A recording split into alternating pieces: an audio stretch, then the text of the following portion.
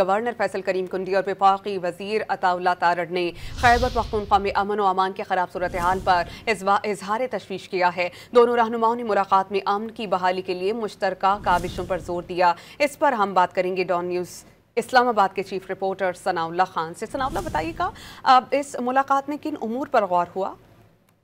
देखें, मुलाकात में एक तो मुल्क की जो सियासी सूरत हाल है उस पर बात हुई है, खासकर जो केपी में अमन अमान की सूरत हाल है और जो वफाकी हुकूमत के इक़दाम हैं मुख्तलिफ नौजवानों के लिए, या दानिश स्कूल का क़याम है केपी में, या फेडरल के जो प्रोजेक्ट हैं या फेडरल के जो मंसूबे हैं, उसमें केपी के हवाले से बात हुई है। और मुलाकात में जो खैबर पख्तूनख्वा में सिक्योरिटी के हवाले से जो सूरत हाल है उस पर खासकर बात हुई है, और उसमें जो वफाकी हुकूमत इक़दाम कर रही है या सूबाई हुकूमत के जो इक़दाम हैं उन पर बातचीत की हुई है। और दोनों रहनुमाओं ने केपी में अमन अमान की सूरत हाल पर तशवीश का इजहार किया है। गवर्नर ने और वज़रान सूबे में अमन अमान की बहाली के लिए वो मुश्तरका कोशिशें केपी हुकूमत के साथ मिलकर करने पर भी जोर दिया है। इसके अलावा ये भी कहा गया है कि नौजवान जो हैं केपी के खासकर उनको सियासत से दूर रहना चाहिए और उनको मुस्बत सरगर्मियों की तरफ जो है राग़िब करने की ज़रूरत है।